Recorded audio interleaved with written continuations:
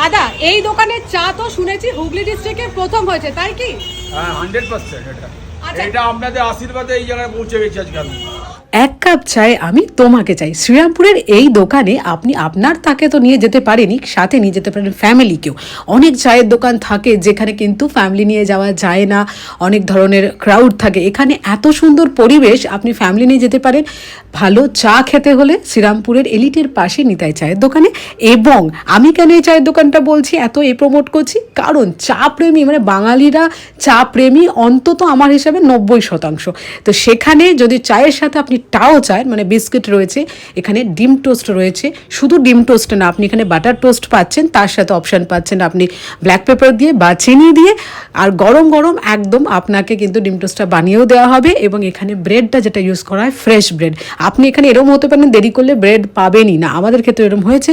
Omelette পাবেন, coffee পাবেন, আর পাবেন একটা খুব সুন্দর পরিবেশ যেখানে বসে আপনি ভালো করে চাটা খেতে পারেন। আমি সবসময় আসি রেগুলার বেসে। কেমন লাগে? ভীষণ ভালো, পরিবেশ খুব সুন্দর। এটা চায়ের দোকানে একটা ফ্যামিলি নিয়ে আসা যে পরিবেশটার প্রয়োজন সেটা এখানে রয়েছে। সম্পূর্ণ ফ্যামিলিয়ার, প্রত্যেকে আসতে পারে।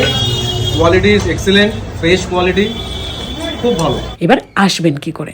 শ্রীরামপুরে যদি বাইরে আসে, শ্রীরামপুর স্টেশন থেকে 2 মিনিট এলিটের মোড় বলবে, যে কেউ আমাকে চেনে, আমার নাম বুকু, যে কেউ আমাকে চেনে। স্পেশাল চাপ বললে আমি সবসময় দিই।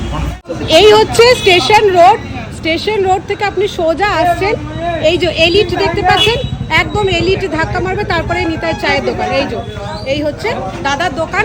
সব থেকে বড় ব্যাপার যেটা, সেটা হচ্ছে দাদার দোকান এত পরিষ্কার পরিচ্ছন্ন। মোটামুটি আপনি কোনো চায়ের দোকান এতটা পরিষ্কার পরিচ্ছন্ন কিন্তু পাবেন না এখানে, দেখুন। এবং প্রত্যেকটা কাস্টমার কিন্তু খেয়ে যাওয়ার পর এই টেবিলগুলো মোছা হয়।